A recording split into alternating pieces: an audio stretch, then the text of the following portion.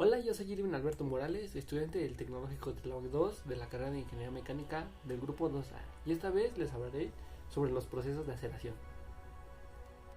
Procesos de aceleración.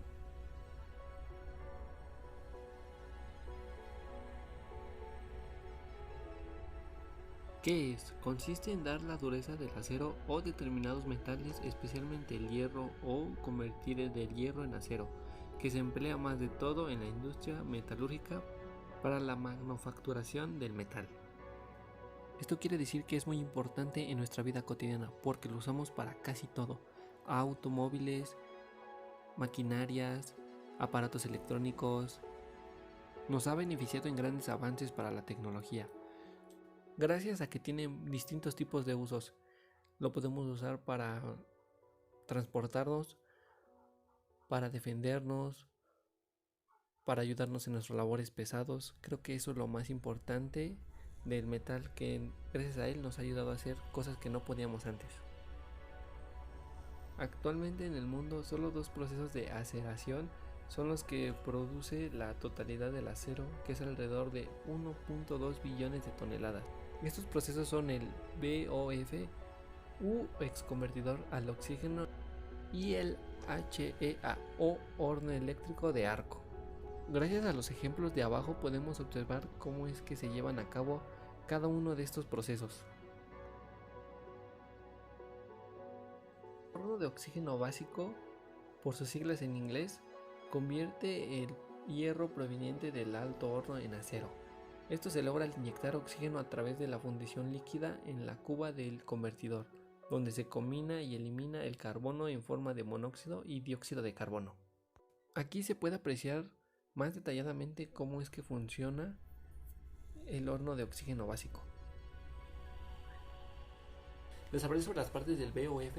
En primer lugar tenemos a la cámara de acero, que está recubierta por un material refractario que está colocada en pequeñas chumaceras para que pueda girar. La chumacera es esta pequeña pieza. Como podemos ver, tiene una forma cilíndrica adentro, y eso es lo que le ayuda le facilita girar. También tenemos la lanza de oxígeno, que se enfría por agua. Pues, ¿qué se le agrega? Se le agrega 75% de arrabio, que es metal caliente. Se le agrega chatarra, que es previamente pesada, para que haya un control en los materiales. Se le agrega carbono, se le agregan ferroalaciones y a través de la lanza se le inyecta oxígeno. Para el proceso, en primer lugar, se inclina el horno a través de una grúa y se le agrega el arrabio, el fundente y a veces se le agrega la chatarra. Después se pone el horno en vertical y se baja la lanza para inyectar el oxígeno, y este proceso tarda aproximadamente unos 15 minutos para poder completarse de la forma correcta. En el metal fundido las impurezas se eliminan y el oxígeno hace reacción con el carbono del arrabio y lo elimina en forma de monóxido o dióxido de carbono. En tercer paso se inclina el horno y se saca toda la escoria del acero que queda flotando arriba de él. Esto es, les pondré una imagen de referencia. Es como una pequeña capita, una telita que se genera arriba del acero. Es como cuando calentamos la leche y se genera una pequeña capa de nata o natilla. Es parecido a eso.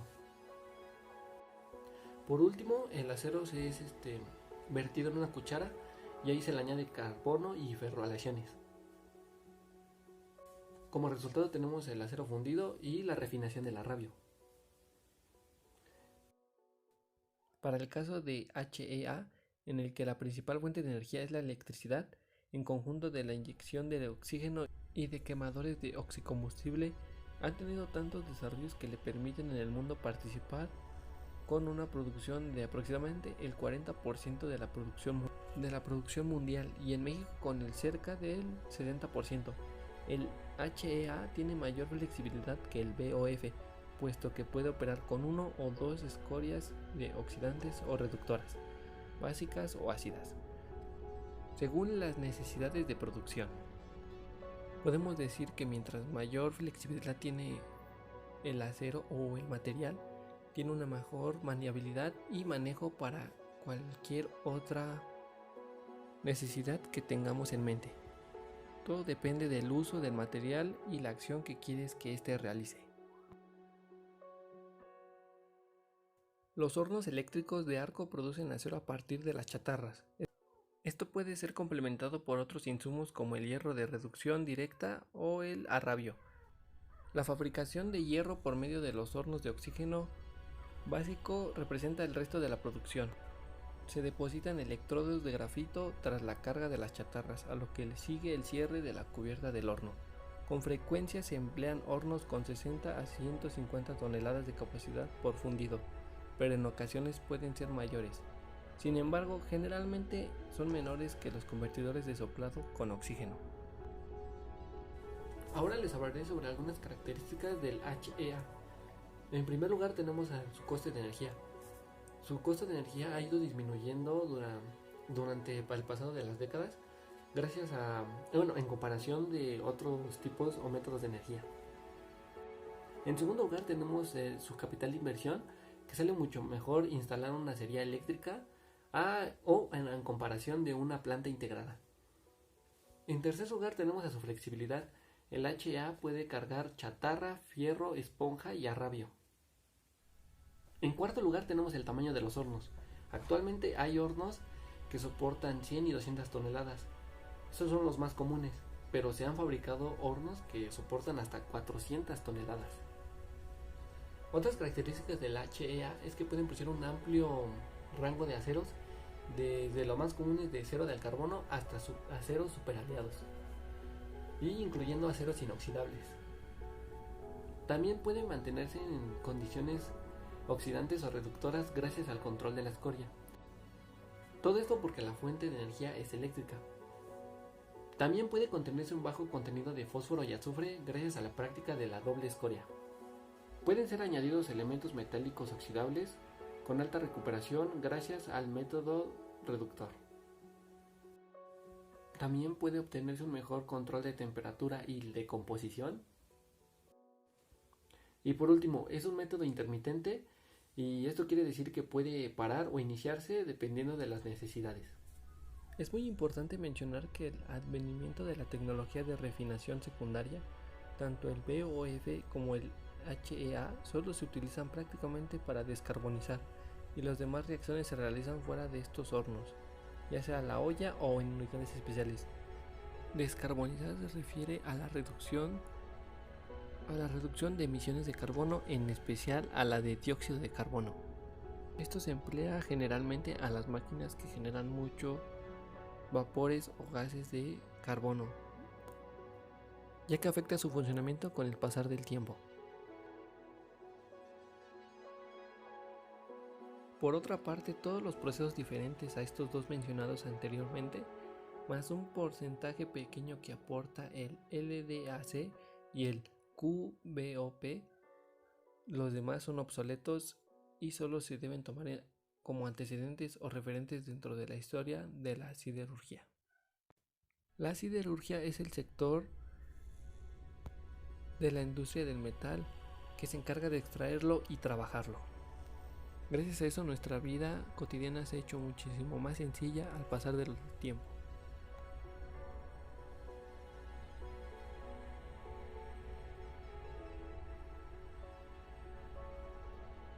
¿Cuál es el proceso de la producción de acero en México?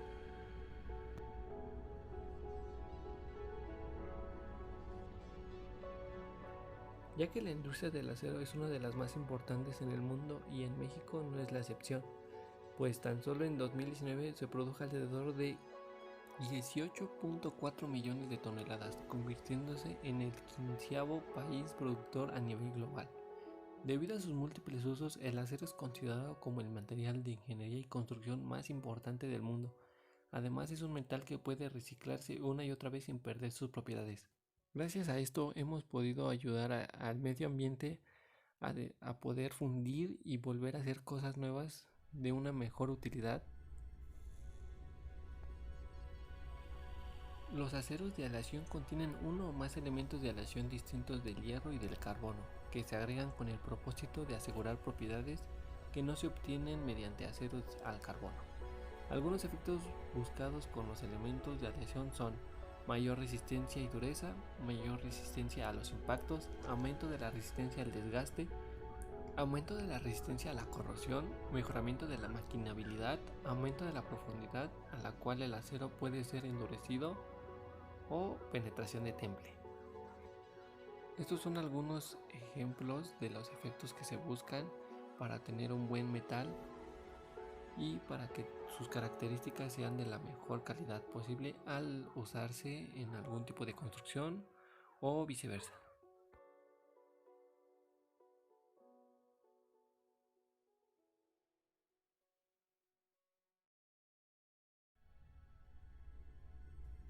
Existen 3 categorías de clasificación de estos aceros de aleación y son: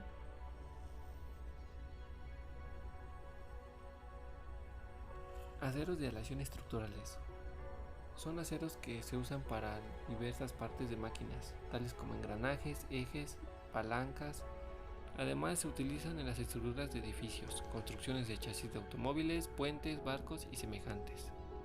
Aceros de aleación para herramientas. Son aceros de alta calidad y se emplean en herramientas para cortar y moldear metales y no metales.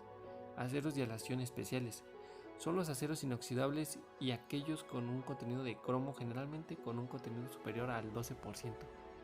Estos aceros de gran dureza y alta resistencia a las altas temperaturas y a la corrosión se emplean en turbinas de vapor, engranajes y ejes de rodamientos. Gracias a estos ejemplos nos damos una idea de los diversos usos que tiene el acero y de lo útil e indispensable que se ha vuelto en nuestras vidas. Esto sería todo de mi parte, espero les haya gustado la presentación y le hayan entendido al tema y nos vemos.